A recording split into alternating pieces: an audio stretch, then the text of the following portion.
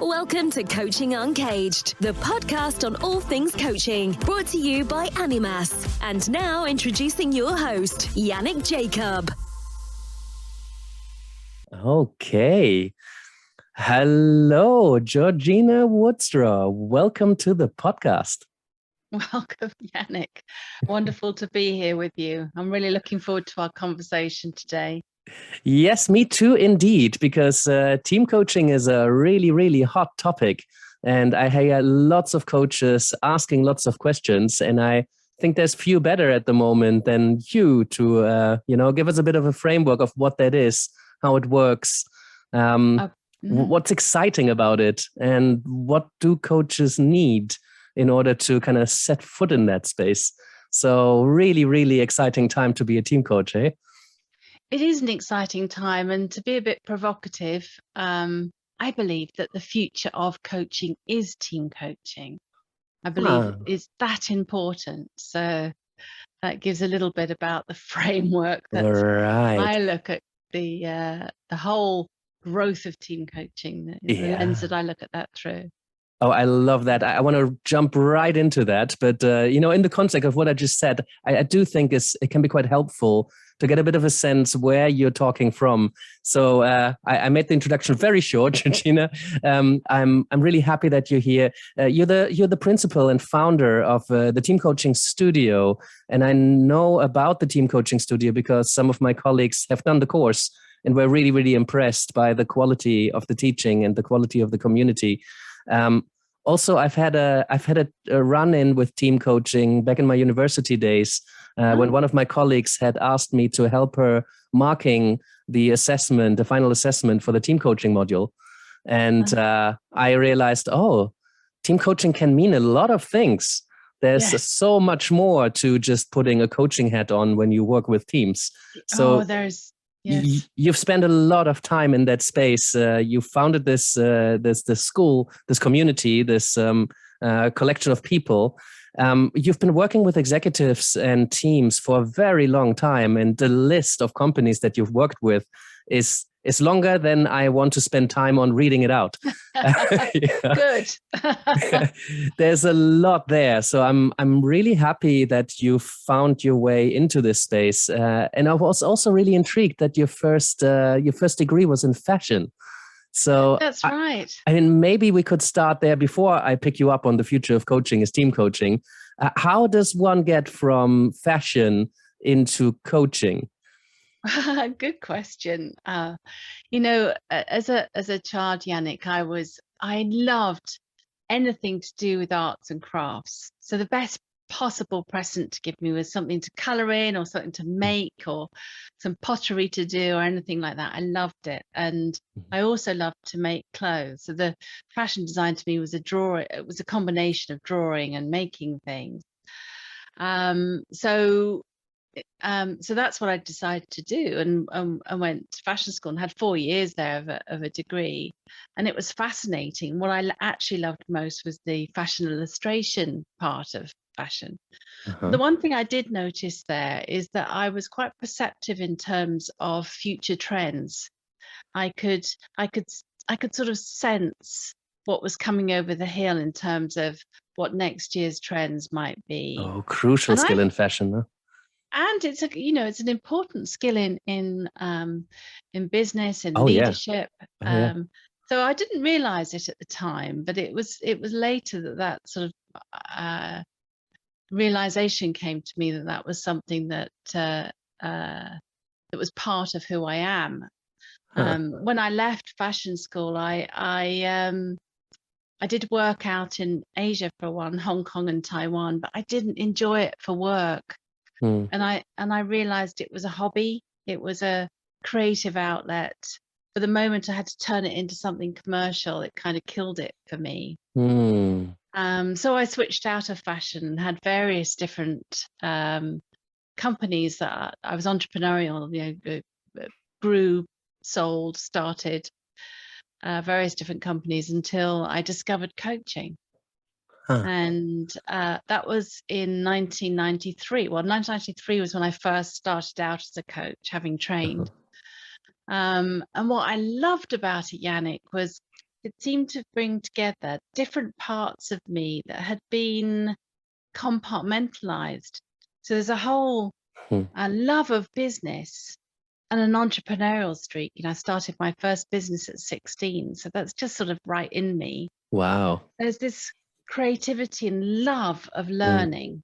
I'm a non-stop learner. I've got a hunger for learning and growth, personal growth.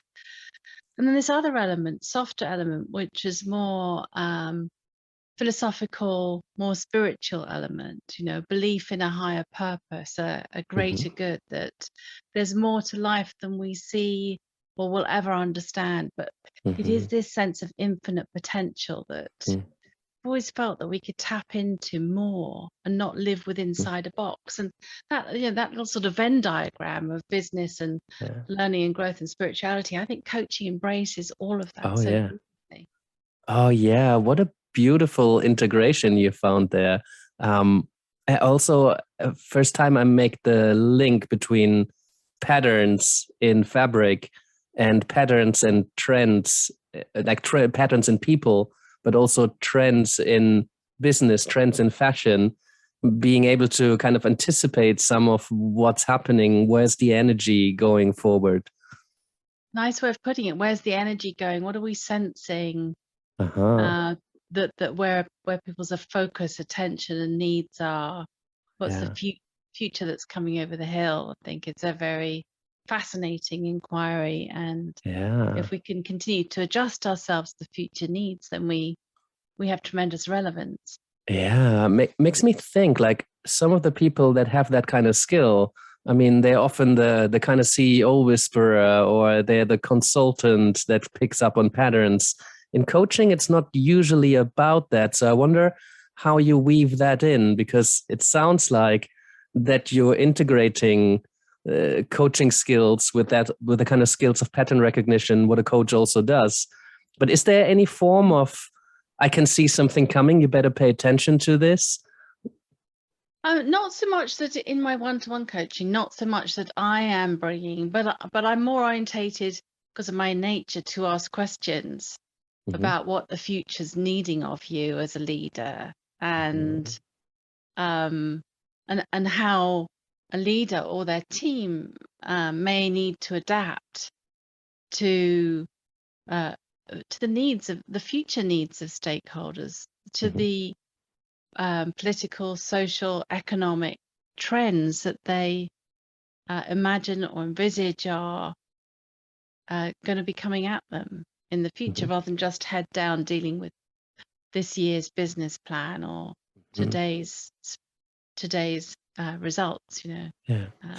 Is that something you pick up from within the coaching sessions, or do you also stay informed in terms of industry trends in coaching, trends in teams, trends in business?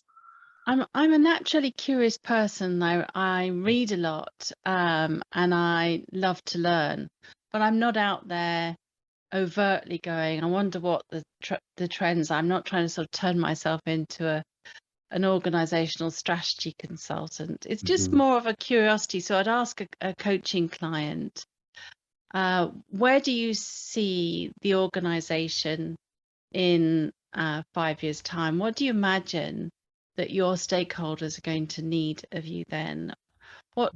In what ways do you think this organization is going to need to change, and what's that going to require of you and your leaders that you may need to put in place now?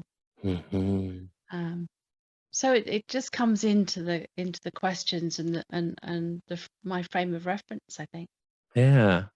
Oh, fantastic. Well, you seem to have seen a trend in team coaching coming, because you seem to be quite far ahead compared to a lot of other coaches out there. How did that come about? And maybe that can lead you into the future of coaching as team coaching, but I'll leave that relatively open intentionally. Yeah, so I found my way into team coaching like many coaches do, because a chief exec client found the work we did together really valuable, and he said, I wonder if you could do something with my team. And I thought that would be fun and would be an interesting challenge and a stretch. So I agreed to that. And I couldn't find at the time, this was the end of the last century, which makes me sound very old, 1999, something like that, just before the turn of the millennium. I couldn't find any books or reference points on team coaching. There wasn't anything out there at that time. So I found books, some of which are behind me on this shelf, about what makes a high-performing team, team effectiveness, how to facilitate a team, things like that. That's what I found. So that's really where I started out, facilitating away days on a team vision, team charter, team norms, that sort of thing. And whilst I got good feedback, they were happy with this, with the away days, with the sessions. After a while, I got really frustrated because I kept having this repeat phenomena of them saying, "Oh yeah, we did that fantastic session with you a few months ago, where we did that bit about our norms and how we're going to work together. I must get that out of the drawer and take a look at it." Effectively, it had been an event where the peak learning experience was in the event rather than after it. And the whole thing about coaching is it's a journey over time, which offers, step-by-step progressive transformation, which we don't get from event. Rarely does one person change their world through one session. Well, a team certainly doesn't. So it's kind of crazy expectation that we're going to go away into some other space for a day and then learn some stuff that's going to be translated. So I was, from this frustration, I thought, I've got to work out what team coaching is.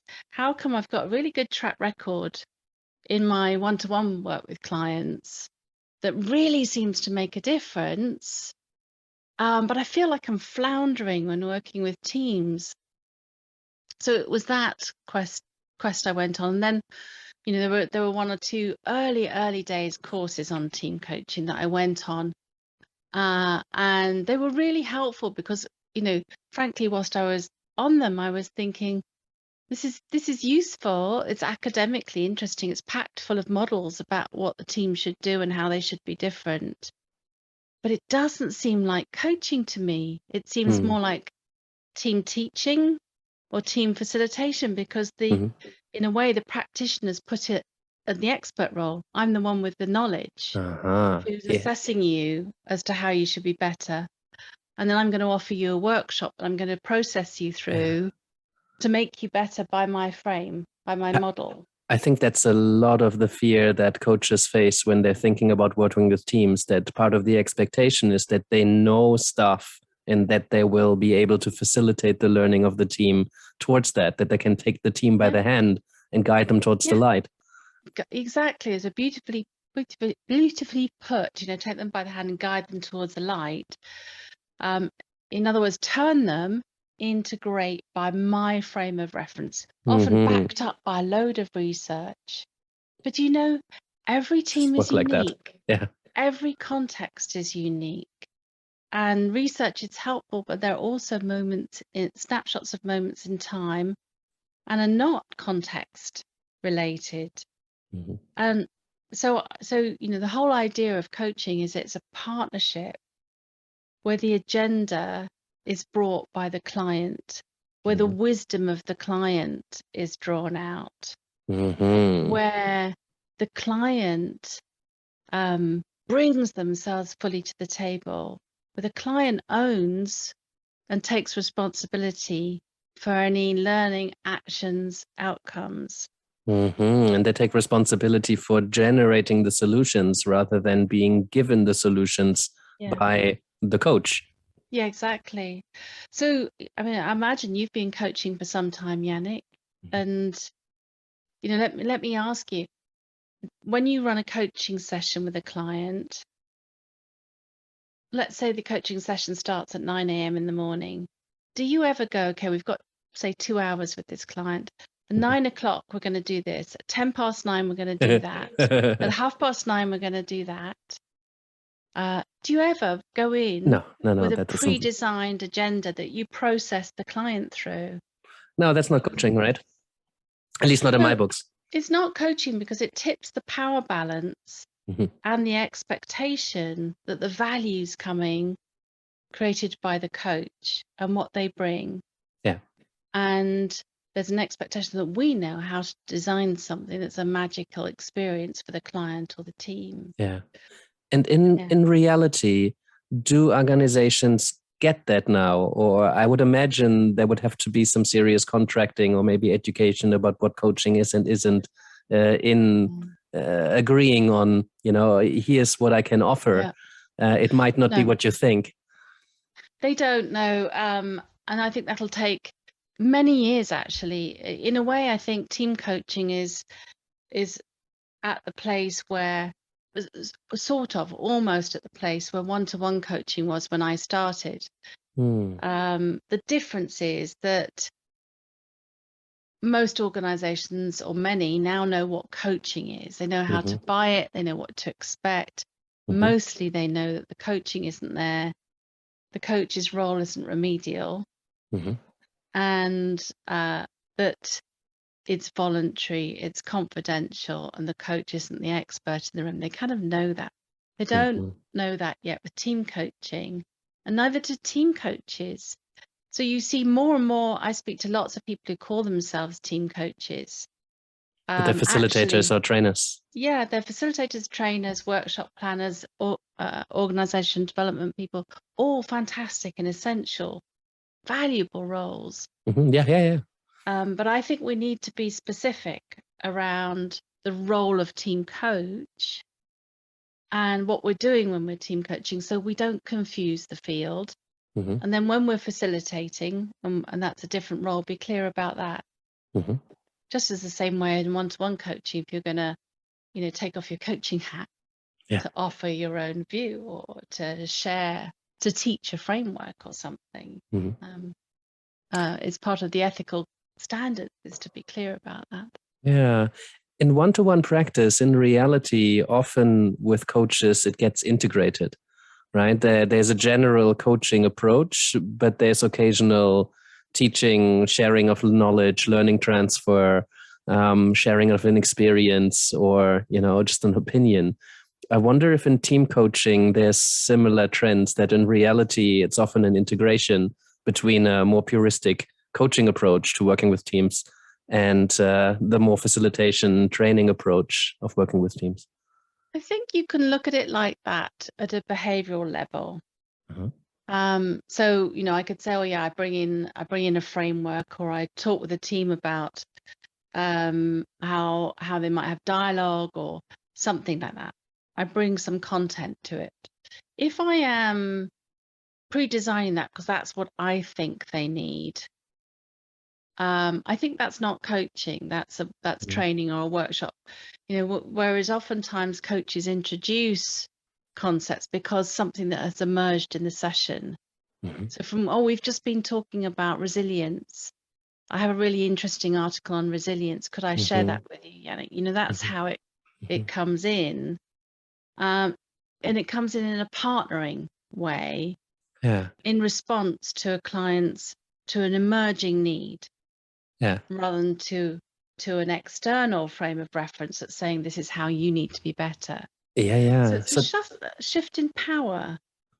Yeah, that makes a lot of sense, and it sounds like it's just like it in one-to-one coaching. You would come in, you would meet the person or the team with a pretty blank slate. Try to bracket your preconceived ideas about how I think teams work or business works or people work, and then really be present with what's emerging here. And if at some point it makes a lot of sense that, we have identified resilience and whatever people might mean by that, we figure out the specific kind of resilience that they want to foster. And if I have a one-day workshop on that, it might be fantastic to offer that. So there's a choice point. There's a workshop, or we could coach the team. Through using powerful questions, Mm-hmm. through creating awareness. I was working with a team on resilience last week. That was what they wanted to work on, probably why it came to mind for me. Uh-huh. So my approach is to use coaching questions. So you've said that you want the focus of the session to be about resilience. What does resilience mean to you? Great, yeah. And then, but particularly with team coaching, what I'm trying to create is when I'm in the room with a team of, this was 7 people, Mm-hmm. that they're not giving the answers to me. You can just picture it, can't you? If you picture 7 people in a room and I'm there in a circle with them and I'm saying, what's resilience to you? If I leave that question hanging, Mm-hmm. what you'll find is at least half the people, if not all, will respond with their answer to me because I've asked them the question. Uh-huh. And in team coaching, it's not about the quality of the dialogue between the coach and individual team members. It's about the quality of the dialogue between team Between the team. members. Mm-hmm.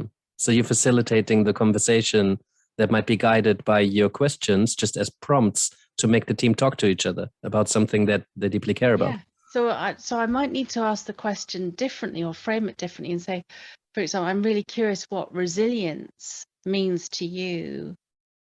How about you have a conversation about that between yourselves the next few minutes and Mm-hmm. see if you can come to a shared view Mm-hmm.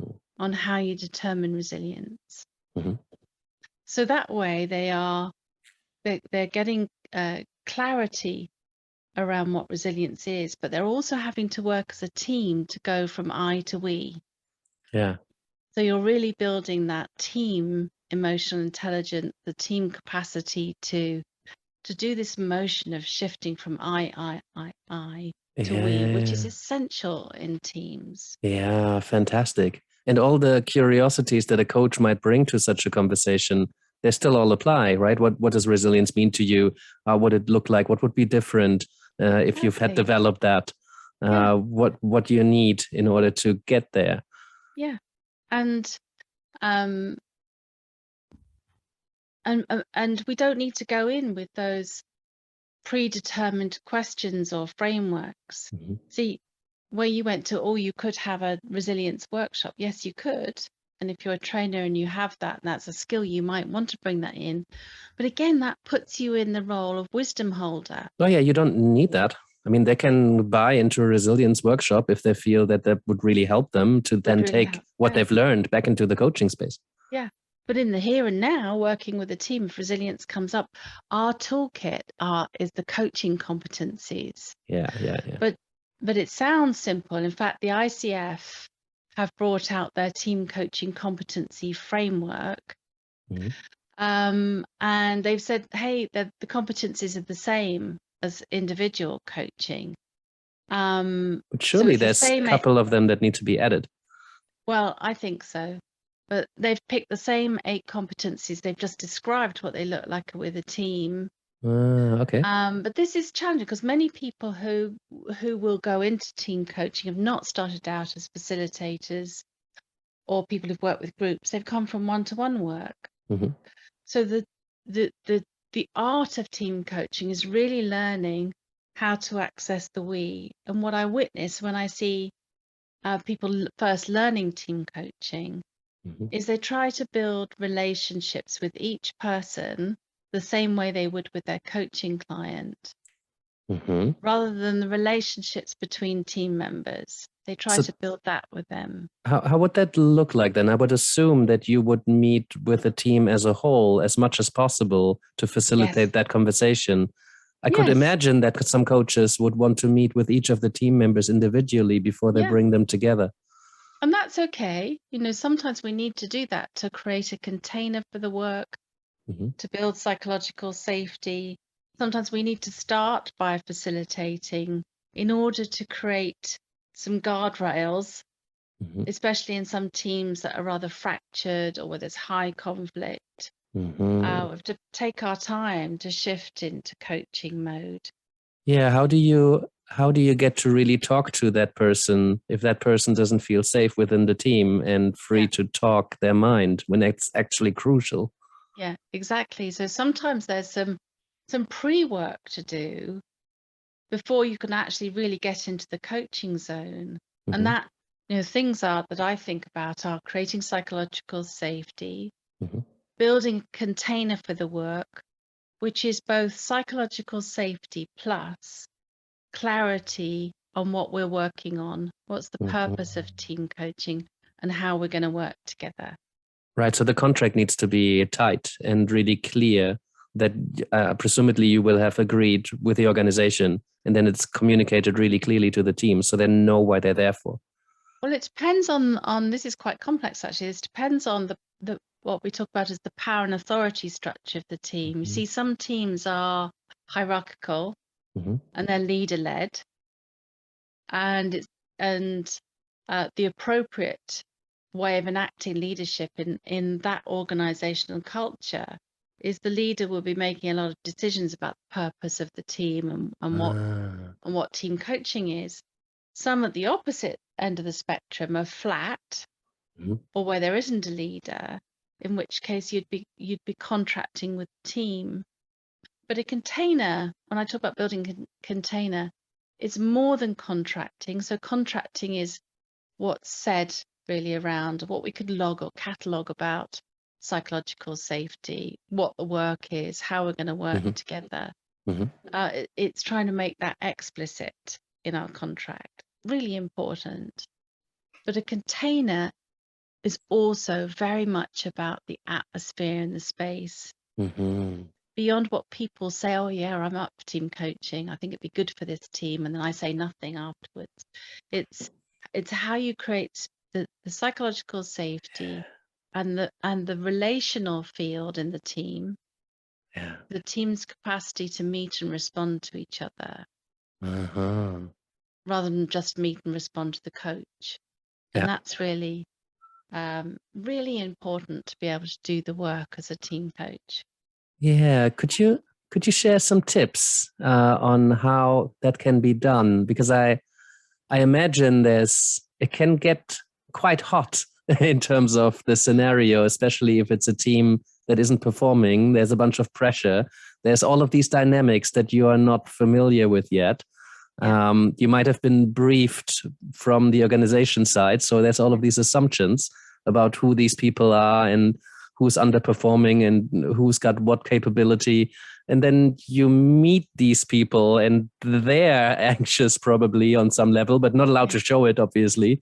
How do you manage it? How do you create that space where they feel safe when inherently it's an Yeah. unsafe environment? Oh yeah, absolutely. Um, first thing I would say is sometimes it's not possible, and sometimes it's not wise for people to bring down their protection in highly toxic organizational systems. Mhm. That's only sometimes, and that's perhaps a rare occasion, but it is important to note that. The other thing I would say is I would strongly encourage coaches to stop trying to codify a predetermined process, team Mhm. coaching plan that they're processing the team through, like Mhm. a cookie cutter approach, where we're always going to start with this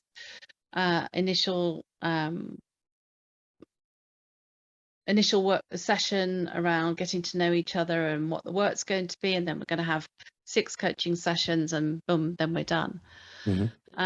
There's a lot coming out which is very fixed systems for working, whereas teams and organizations are massively different.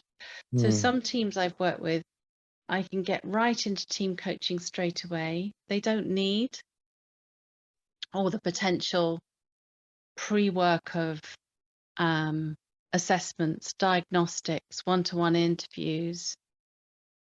And I see some coaches doing that because that's just the way they operate, rather than Mhm. really tuning in to the team. Some Mhm. teams may take months to build till there's containers built till you can really do the work Mm. that you're actually there to do. A little bit like with some one-to-one clients who bring, Yeah. the goals they bring at the start. Yeah. far removed from the work they actually need to do. We have all these ways of protecting ourselves. It's just amplified in a team. Oh, yeah. So the first thing is set realistic expectations, and where possible, take the work piecemeal. We don't know what the work is till we start working with the team, no matter what an HR person or somebody has briefed us. It's when we start to get into the room, we feel the team. Ah. And then it's really important to surface people's concerns and resistance. I don't mean resistance as a negative thing. I mean it's a normal Yeah, that makes human sense. response, Yeah. to something that seems imposed on us. Mm-hmm. So let's hear about that and make contact with it and find a way that we can construct an agreement that makes it possible to ease their concerns and build a respectful partnership. And that can take time. Yeah, how do you sell that? I wonder, because especially in organizations, there's people left, right, and center who guarantee you results with their cookie cutter approach because it's trialed and tested. And what I'm getting from you is something I really, really respect, and I want this to work and be the go-to approach where somebody comes in and is really present with what's in front of them, because that's where the useful information are. But how do you get a foot in the door? Do you offer the equivalent of a free consultation? I imagine that to be quite time consuming and complex when it comes to teamwork. I don't offer a free consultation, no. But I think different coaches have to find different ways of getting it through the door. I agree that some organizations want the magic pill or the silver bullet, don't they? They want, and some organizations are packaging their work as though it's so. They're packaging it and selling it though. You buy this product, you're going to have these amazing results, regardless of the team or the context or the depth of the complexity or how long-standing, how deeply embedded some of the cultural issues may be. And it's a fallacy. It's really a fallacy that you can process people like a machine, through a machine and out the end squirts a perfect team. So what I always think about is trying to meet the organization where they're at.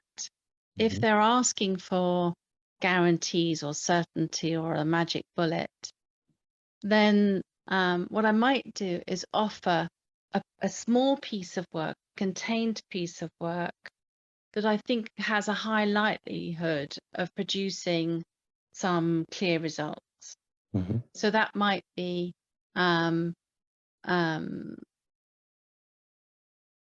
a meeting. I like to do team chemistry sessions or team engagement sessions. I've gone off a little sidebar here. Many coaches do one-to-one chemistry sessions, don't they? Yeah. To check for fit and for chemistry. If I ask, if I'm doing a talk and there's, say, 200 coaches in the room, I'll say, how many of you do chemistry sessions or an equivalent? And 95% of the hands will go up. I say, how many of you do team coaching? Say, 20 hands will go up or 30 hands go up. I say, how many of you who do team coaching do chemistry sessions? All the hands go down. What, really? It's like we Why? instantly people get into team coaching. Something happens in the frame of reference. They forget all about coaching and why we do what we do. They forget it's voluntary. They forget they're not there to fix the team. They forget that amazing to me, because I thought surely if you take coaching into a team space, you would try to recreate as much of it as humanly possible. Yeah, but I did the same. When I first got into team coaching, I just, because I didn't know how to team coach. I hadn't thought it through. I just became a team facilitator. Hence I got, the sort of short-term event-based results. So I like to do a chemistry session with the team. I've never had a problem getting it. I just say, presumably you meet as a team quite frequently. And when's the next meeting that I can come along to? Give me an hour and a half or an hour, whatever they'll give me. So I can make contact with the team. My primary purpose there is to share with them what team coaching is and how it's different to other forms of intervention, Mhm. to hear what they think would be valuable for the team from team coaching, and even more important, to surface any resistance or concerns and to demonstrate that I'm prepared to meet those. Mhm. And then to look them in the eye and say, does what you want as an outcome from team coaching have enough value? Is it going to be amazing enough and add enough value that you're prepared to really commit yourself to the process? Because it's going to take time, it's going to take Mhm. energy, and in moments it's going to be challenging, but the Mhm. results can be outstanding. But do Yeah. you have that commitment? Wow. I would imagine it's most of the time not a homogeneous answer. Yeah. I'd see huge challenges when a part of the team says they're committed to that because that's what's expected of them, Yeah. but it's not really embodied. How do Yeah. you work with that? Then it might show up in the room, Oh, I and you might probably get will. some people, Yeah. yeah, maybe, or some, if there's low psychological safety, what you may commonly see is just no response or a head going down. Huh. Yeah. In which case you've got a response, which is there may not be enough energy here, enough Yeah. commitment at this stage. We might have to do more work to build that commitment. Mhm. Yeah. So that then determines what your next step may be as a Yeah. coach. Yeah. Which might be, if it's a hierarchical organization or relatively hierarchical, it might be to work with the leader, to offer reassurance, to create engagement, to Mhm. really have the conversation with the team about, if we were to make this the most amazing value for us, really the best thing we've ever done as a team, what work would we need to do? Mhm. And unless they can answer that, then a lot of the time they'll just be going through the motions. Yeah. So, you might do some work with the leader first to help, or the leaders to help establish what Yeah. that is. Yeah. Or So that you might be the starting point. If they're not clear, then you could say, well, how about as the next step? If you think there may be some real value in this, that we spend some time together as a team, we just do that. We just give the time to exploring what an amazing team would look like Hmm. and what the potential is for you. Yeah.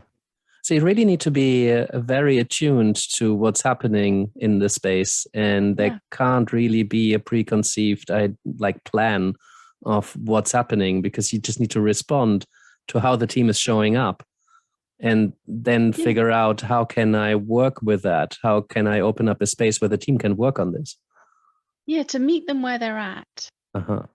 And if they need the security of more certainty, then give them more certainty for short bites. To facilitate the piece around working agreements and norms, or support them with a team diagnostic if that's what they want. But all the time I'm thinking, how can I give the role of facilitator back to the team? How Yeah. can I give the leadership back to the team? Because all the time I'm running workshops, all the time I'm facilitating, I'm leading the process. I'm leading. Yeah. And do you know Claire Pedrick as I a do. coach? Yeah, so she has this beautiful book, Simplifying Coaching. I love her books, one of my favorite coaching books. And Claire has a model called Stokers, which is a model for contracting with a team. But when you hear her talk about it, she also says, well, a stoker is the person on the back of a tandem, a cycle Mhm. with two Mhm. people on it. The front's the captain and the back's the stoker. Yeah? Yeah. And their role is to give a bit of energy to the bike when more energy is needed. And Huh. their role is in support of where the captain's going. It's not a leadership role. So it's a brilliant metaphor for a coach. We're Mhm. not the captain. Leadership is an essential function for a team. Team won't function without leadership. without and effective leadership. you don't want to establish yourself as the leader and then leave the team. So, which is why organizations love facilitation, because the leader can stop leading for a little while. Huh. And can, people say, I'd like to facilitate so I can be in the conversation rather than leading it. Great. That's a really important role, but it's not coaching. So if we habituate, the only time the team reflect on how they're doing as a team is when you're in the room as a coach, for example. Yeah. Then they're not growing the capability in the team. Right. Yeah. So what does the coach need? Because there's a lot of skills and knowledge that could be helpful, but there's, I think, a limited amount of skills and abilities that are crucial depending on how you choose to work. So what you're describing, what you're framing here, I wondered, for example, to what extent it's crucial to have an understanding of team dynamics, of group dynamics. To what extent is it crucial to understand how teams work, what a highly effective team is? So a coach who would want to become a team coach, and this might be just the curriculum of what you're teaching, but what's crucial for a coach to enter that space and work well in it? And it's sort of two angles on that question. So you said what's crucial for a coach to enter the space. So I'm thinking, like, where do I start? That's a different answer to how do I master team coaching. Like anything, there's a real journey there of mastery. I'll start with mastery, which we have a team coaching competency framework. It's actually called the team coaching wheel. And the bullseye, or the heart of that wheel, is your philosophy and stance as a coach. It's so important. Yeah, it's inside out. It's so important as a team coach to understand your own theory of how change happens in organizations.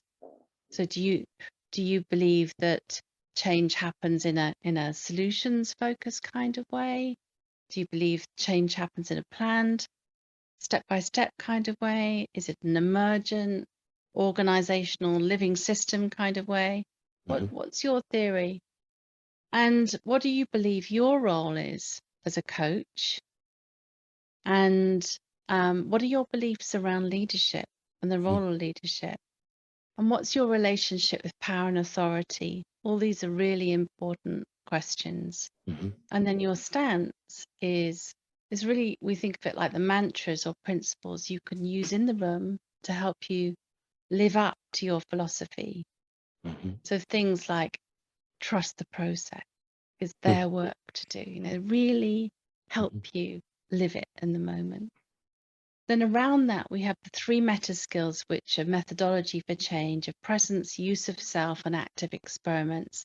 That's how you work in the here and now with a team, so that it goes from a facilitated workshop where we're talking about what's going to change after the session to an experimental experience in the room where change is affected now. So instead of talking about how we're going to make decisions, we experiment with them creating a decision-making methodology and making a decision in the here and now, for example. And then we have 12 competencies. They include many of the core coaching competencies, like listening and questioning. But we have some extra ones. We have 2 extra clusters, and one is about working with systems and dynamics. And that particular competency doesn't require that you become a group dynamics expert or a systems practitioner expert. It requires that you understand what influences your questioning and what influences your own lens as a coach, and how you might meet a team where they're at. So, for example, in a leader-led team, then we might need to start the work more with the leader to support the leader in being the best leader they can be with the team. Mm-hmm. If we start with the team, you see many coaches, for example, saying to a team as a unit, and what's your purpose for being a team? And they ask it as an open question to the whole team. Mm-hmm. The coach is inferring that the team have the right to answer that, but actually it might be the leader's remit to determine the purpose of the team. Now, why was this team convened? Mm-hmm. It wasn't convened by the team, it's convened by stakeholders who have needs of that team.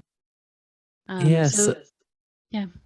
I'm sorry to jump in there, but it seems to me that a coach who's really present and really switched on to picking up on something going on and be able to name it and also have the courage to name it and explore it, they don't necessarily need to understand all the theory behind group dynamics or how teams work, and that some teams are leader driven, some teams are flat. So you don't necessarily need to know this. I guess it helps.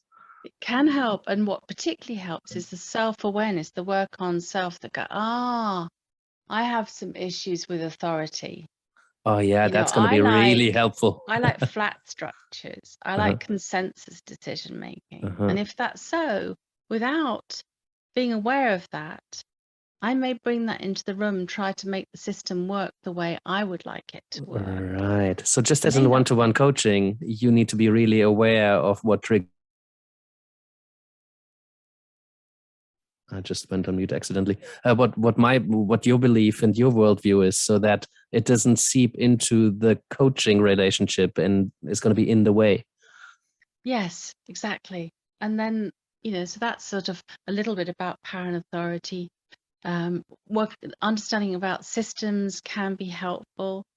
A small example of that is working with teams does not always have to be working with an intact team. So depending on what the topic is that they're working on in their coaching, I often think about it as who needs to be in the room, whose voices need to be included to work on this particular topic. So we're thinking about how we intervene between different parts of a system depending on where the work's needed. That's a big simplification of it. But we don't need to be systems experts, because the problem with if we shore ourselves up with too much knowledge and expertise, it's so irresistible to bring that in and start teaching. Yeah, and people are going to try and draw on it, and also it's probably very tempting for us to want to bring it in. Like when we walk around with a hammer, everything becomes a nail, right? Yeah, well put. Yes, it can often have the coach in their head diagnosing, and away from being fully present in the moment. So the route to mastery is an inside-out frame, and outside of the competencies on the wheel, we have tools and methods and exercises. And sometimes people want those first for the confidence, almost like a bit of armor to get in the room, which is fine. We've got to begin where we're at. Coaches in the beginning are very hesitant to jump into coaching conversations without a little bit of that kind of armor. But if you do throw them into a coaching conversation, they're usually doing fine. Sometimes they're doing better than with the stuff that they think they know. Yeah. So the road to mastery is really over time, beginning where you're at, but over time, being able to work much more in the here and now with the team, really present to ourselves, to the team, and to the situation as it unfolds, and working with experiments to create learning and change in the moment. And there's an art to that. So we might begin with a few tools, right, to give ourselves a few props, a diagnostic, a few activities to do, so both the team and us as coaches can warm up, can build the relationship, can build the container where we can shift over time to where the team hold the power. And we're activating the team's potential and their wisdom. Yeah. Oh, that's great.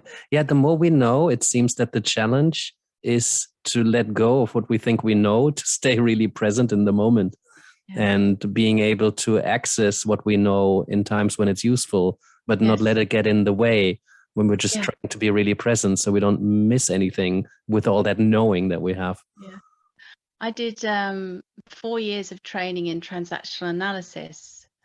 I've always done about 30 days of training a year, and I love it. But But yeah, I read that. That's a yeah, significant amount of training. oh yeah, it is like hundreds of hours, and I really enjoyed it. And um, it starts with working on yourself, and then at the first year, the foundational year, and then it goes into working into organizations and working with others. It's really a lot of learning. Mhm. Um, and I found my coaching did not improve. It went the opposite direction because there's Ah, so many cognitive yeah. frameworks that are brilliant and they're useful, I think, for a psychotherapist or an organizational development person. But if I'm here as a coach diagnosing you, Hmm. in order to bring out of my toolkit a particular intervention that I want you to do, then I think that changes the relationship and Yeah, partnering. it changes it quite a lot. Yeah, and I'm sure others can do it, but for me, I was in my head trying to think Hmm. through that lens of diagnosing, and Yeah. when I let that down and have it in the background so it's there whenever it's useful, but work really to be present. Uh-huh. So do you still do 30 days of training a year, or is there, I don't know, 10 days of that as a Vipassana retreat and just, be really present? Um, the last Since COVID, um, just before COVID, I've done a bit less of classroom-based sort of training. Mhm. Um, but I do a lot of m- more different, more diverse learning experiences. I love it. So rather than a deep dive in a particular course or frame, I'll dip in here or there with Mhm. something that's got my curiosity, something that I think could inform or enrich, especially to do with how I show up and how I be present in the room and how I um, work with and manage myself in the most heated of Mhm. situations. Mhm. And really that is the ongoing unfolding art of mastering team coaching. We're never at the point of mastery, I don't think. Huh. Is being able to hold on to ourselves, and stay present to ourselves and to use ourselves as an instrument in challenging environments. And that's different to one-to-one coaching often. Yeah. Is there something you do to stay more present? Let's say you're going in with a team and it's going to be a potentially challenging experience, or Yeah. this is a high conflict environment and you have all these models in your head and you're just trying to center yourself. Is there something that you do ahead of these kind of situations to make sure, or to make it as sure as possible that you're as present as you can? Yeah. I I really practice in my own team coaching practice what we teach at the team coaching studio, but which can take some practice and hours and maybe years to master. But I really still myself. I try to clear out as much of my internal clutter as possible, which for me is quite a sort of centering, grounding experience. It's not a formal Tai Chi kind of experience or anything. It's just taking the energy out of my head and into my body, stilling my breath, clearing my thoughts. I might notice some agitation, start trying to organize an agenda or pre-plan. I let myself do that for a little while. When that agitation's reduced, I then put that to one side and go, okay, that was me going through my little rituals. And then I remind myself of my mantras, trust the process, be really present, contract and recontract. Is their work to do, not yours. Whatever comes up, it's their work to do. It's my role to meet them and to creatively find ways to, over time, build that container for the work. team coaching's messy. It's unpredictable. It's a fallacy that it's all neatly tied up in a bow, the way some models make it look. So I don't have to be perfect. I just show up and coach. And that really supports me. Yeah. I love that. Well, it's a different kind of experience, but I think in some ways it's, when you first started coaching, I remember my first coaching session with a client, paid coaching session with a client. I was terrified. And I was really confronted by what value am I bringing? And I should know stuff. And I've got to have this list of powerful questions. Yeah. I've got to follow this conversational model. No, it's so true. I mean, I say I love that, but I'm quite comfortable with uncertainty. I'm quite excited by it, and I don't like the kind of structure because I think human beings are just more complex than being able to put a certain process onto that. So I'm quite excited about, the philosophy of just be really present and tune in, because I know it works and I've learned to trust it. But you're absolutely right that somebody who's kind of just entering that space, it can be terrifying not to have something to hold on to. And I think similarly, we also need to acknowledge that the client who's coming into that space might also find it terrifying, not knowing what this is and how it works. Yeah. And then if you're not just the client, the team, but you are the HR person who's been asked to commission this or to find a coach, or there's just feels to many people like there's more at stake. And as a team member, I might be, or a team leader, I might be prepared to be more vulnerable with you one-on-one, but am I going to be asked to share something that is private with the rest of the team? Want to share? What are you going to invite me into here that I might not want? There's all these subtleties going on. So if we can do just what you've said, be really present and creatively meet the moment, then we can adjust the course respectfully and build really good quality relationships with team members. But if we're trying to put them through a pre-planned process, then what happens if, at 9 o'clock you're doing this and 10 o'clock you're doing that? What happens if by 11 o'clock you're not where you wanted to be because there's some dynamic playing out? Well, as a facilitator, often you have to find a way to bypass the dynamic. As a coach, you want to focus on the dynamic because that might just be where the solutions are. Or as a facilitator, you might go, oh, the energy's dropped a bit here. Let's do an energizer.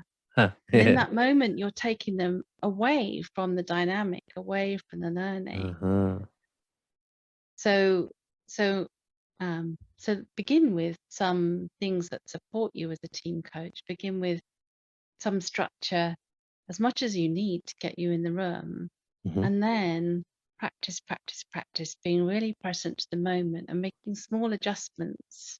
Freeing yourself to make adjustments to work what comes up, as we would in one-to-one coaching. That's really valuable.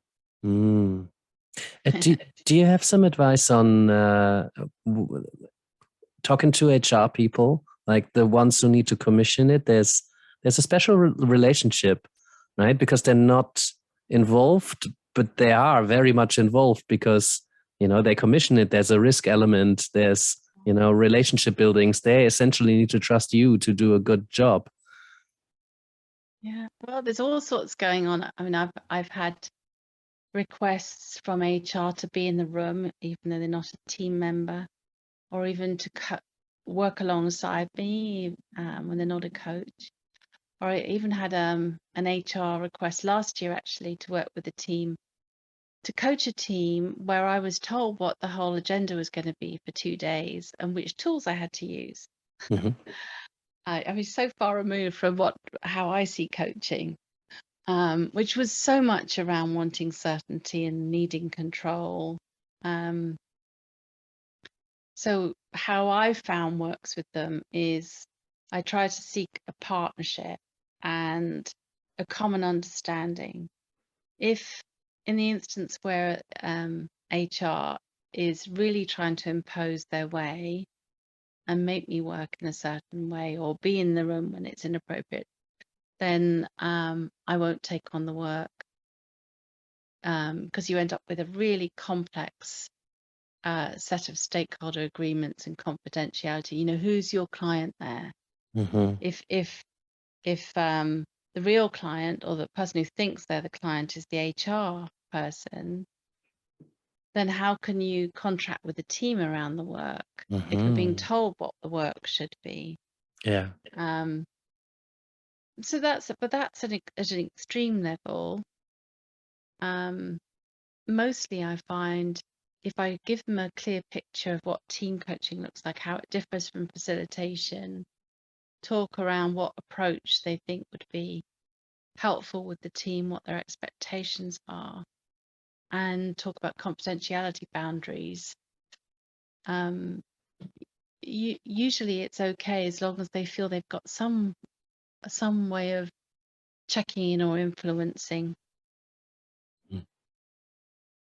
It's for more anxiety at the start than throughout. Yeah, that makes sense.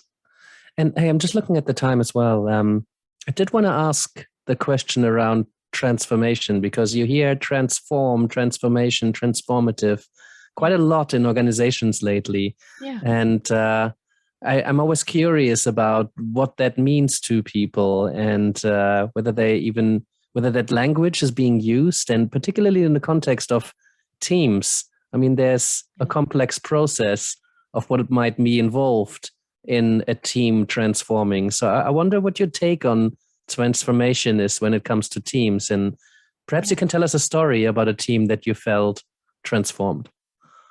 What a lovely question.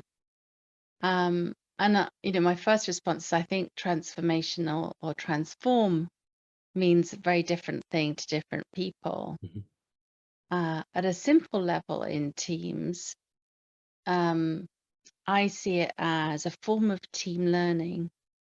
So let's say a common challenge for teams is, well, there are many, but one of the common ones is how they make decisions together or how they prioritize their work. Two different things. But there's often pinch points in there for teams. So if a team learns and develops ways of making decisions that really work for them and that become embedded, become so much part of a team experience, that's just the way they work, then the team has transformed in its capability. But so that can be in the how, transformation of how we work together. You could have transformation the what. You know, we've gone from a team that doesn't have a clear purpose, no vision, no goals, to a team that's really focused on outcomes. You could have transformation at how we think. So the team example I can give you is a team where the chief exec stepped into the role of chief exec last year. The previous chief exec was very comfortable with the executive team operating in their own silos.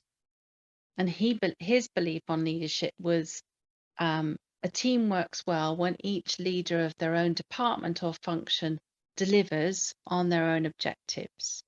Right. So as long as it works in their silo, he wouldn't interfere with that. Yeah. And that's, he was in his early 60s when he retired. He's been a chief exec for quite a long time. He had always led in environments where that was the modus operandi. And that was what he successfully led in the organization. And it worked under his leadership. However, the context has changed so much that with the new chief exec, she thought we need to collaborate a lot more with stakeholders. There's also going to be an extraordinarily, a life-changing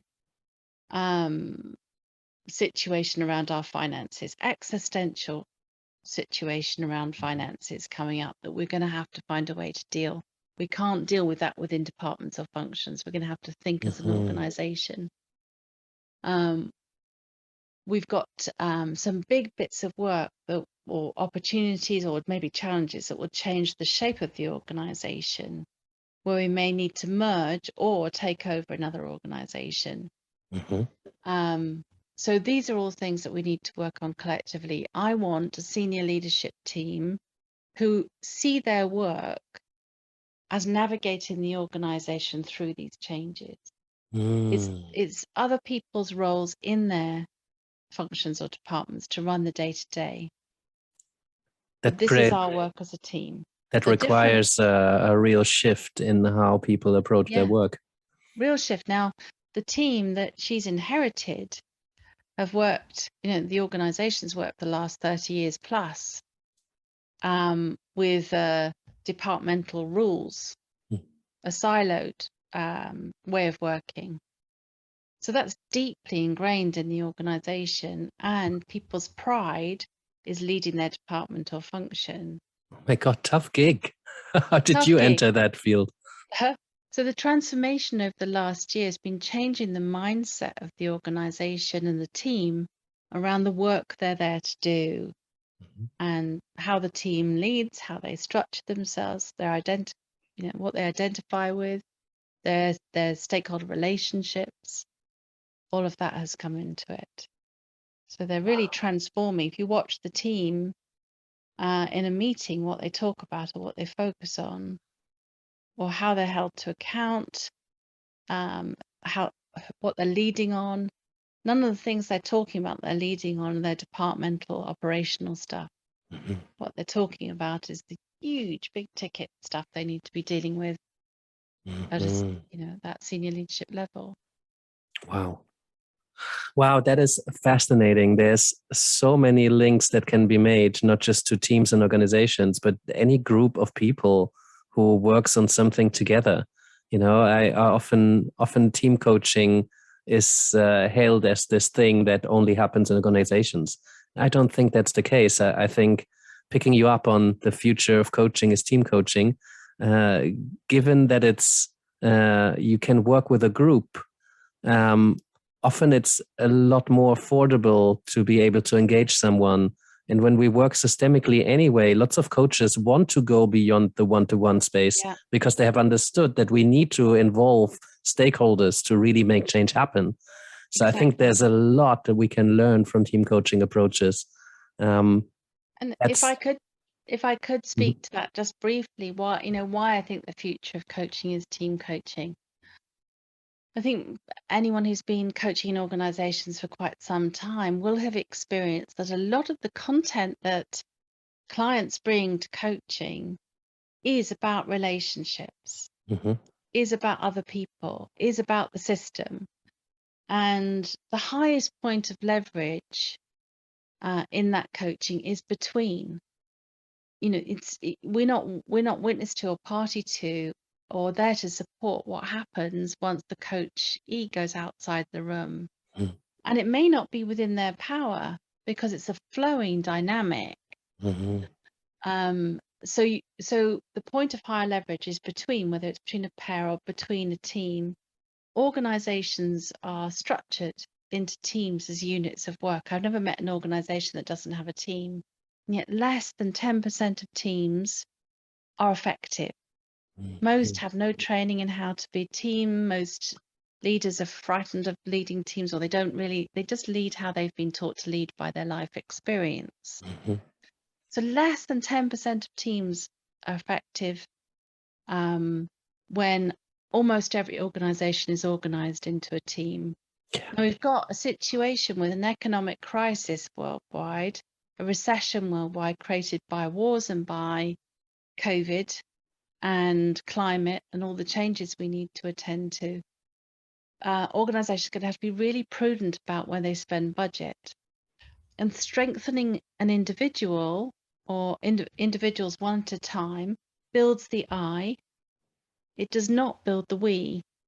And what's needed in the world right now is is the we intelligence. How do we collaborate? So when we take that beyond organizations, most organizations' growth strategies are some form of strategic alliance, partnering, collaboration. Even the employee relationship has changed, where there's so many people on a freelance or contract basis working rather than full-time employees. There's partnerships everywhere. There's much less power over people. We've shifted from an era of strengthening the individual to needing to learn and grow, to collaboration, to work more effectively societally. So the natural shift will be towards how human beings relate between. What are our relationships like? How do we navigate the difference that divides? And instead of dividing or going into war, we've got to find a way to unify when we're divided. So you could think about it at a human level, individual level, in our families, in our family systems. You know, so many broken marriages, broken relationships, broken families, struggling teams, fractured organizations, silos, tribes, warfare in organizations with very tightly held boundaries, who see anybody outside as a competition rather than as a potential ally. Yeah. There's a lot of work to do, a lot of work that will take decades to support this shift. Yeah. So I just think that's why the future of coaching is team coaching, because we need it. It makes economic sense. Yeah. It's where the world is going. And Yeah. And in order to find create the ourselves. kind of change that we need in this world, Yeah. we need to involve all the stakeholders, and we need teams to work together. Yeah. And teams, you know, to work with other teams. Yeah. We need to work across the divide and learn how to build bridges. Yeah. To get to that big we. Yeah, to get to the big we, exactly. Well, Georgina, thank you so much for contributing to that change, because that's possibly the most important change that we can work towards, because otherwise there just won't be any organizations anymore. So I really appreciate the work that you're doing. Before you go, where can people learn more or get more into your sphere of learning? Obviously, there's the team coaching studio. You've written Mastering the Art of Team Coaching, a comprehensive guide to unleashing the power, purpose, and potential in any team. That's released by the Team Coaching Studio as well, right? And then I believe you wrote a few chapters in other team coaching books, but I wonder, where would you point people to that wanted to learn more about your work, your approach, your perspective? Well, I think, as you've said, www.teamcoachingstudio.com. If you go there, you can join our community. We have a community of nearly 1,000 coaches worldwide who are either curious about team coaching, practicing team coaching, or really experienced in team coaching. It's an open community. You don't have to have trained with us. In fact, there's plenty of people there who haven't, who've trained with different schools or not at all. But just get engaged in the conversation. We have sub-teams in there doing a lot of research on team coaching. We have a team working on diversity and inclusion. We've got a team called Team Humanity working on the higher picture of who could we be to the world in team coaching. We have arena practice sessions, so you can come in and get into practice, observe, be a role player, be a coach. We have a team coaching cafe where people can just come along and hang out and chat about team coaching, build relationships with others who are interested. So much stuff there. And that's open to everyone. And then we have courses in team coaching. But my book, if anyone's listening who would like to explore more, is curious more about the approach that we take at the Team Coaching Studio, then that really lays it out. And it's in audio format as well. But, I know a lot of people like to read whilst walking the dog or something like that. Then that's quite nice for that. What I would say is team coaching is an emerging field. So having written that book, I already wish I had time to write it again, because there's so much evolving. Yeah. We're not the gurus or the only voice on team coaching. What we're really working to do is to co-emerge what team coaching will become. So we're in dialogue with and working with many other people who have different views on what team coaching is in different forms. You'll meet many in the community.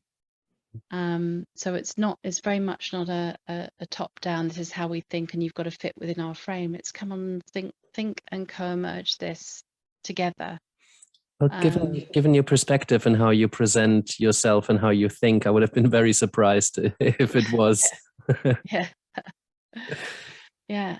Lovely. So maybe we'll see you there one day, Yannick. Come along to a community event. I would love to see it in practice. I've been running these coaching labs, and so seeing theory in practice and then getting to discuss what just happened, and how we do things, I think is so important. Brilliant. So thank you for creating those spaces. Oh, it's my pleasure. And I imagine there's lots we could learn from you in terms of how you organize your labs and how you extract high quality learning from it. So there's opportunities for anyone to come and play and get involved in this amazing thing called team coaching. Yeah, excellent. Anything else you want to share before we go? I would encourage anyone out there who's a coach to explore this, even if you think it may not become part of your practice. Even by taking, a small bite, get a little bit curious about it, because it does take time to build some skills to be effective as a team coach, like it does for most things. Mm-hmm. If it resonates for you, the future of coaching is team coaching. If organizations are going to be putting their budget, shifting it into team coaching, and if we have a greater impact in the world by getting in team coaching, then now's the time to start building those skills, not waiting until the last minute to learn them. Yeah. Build a community around your tribe of people that you can process your experience with. You can, hey, what do you think about this approach? Do you think I'm mad doing this, or I'm struggling with this? There's a team member I'm really struggling with. What do I do? Just build that support network around you, because it may look like you're out there on your own as a coach, but the way we coach effectively as team coaches is to have a really strong community around us who can hold us whilst we're holding the client. Yeah. And that can start now. It doesn't have to be through formal training or investing a load of money. It can start now in small ways. Mm-hmm. Oh, beautiful. I applaud you and your work. Thank you so much, Georgina. I say goodbye at this point. I'm pretty sure we'll see each other around. That would be great. And thank you so much for guiding the conversation so elegantly. You've made it incredibly easy for me to just sit here and pour my heart out to you, Yannick. So I really look forward to our next encounter. Wonderful. Thank you so much, Georgina. Thanks for listening to Coaching Uncaged. If you want to find out more about becoming a coach, developing your coaching skills further, or training as a coaching supervisor, then head along to animascoaching.com. Thanks again, and catch you on the next episode.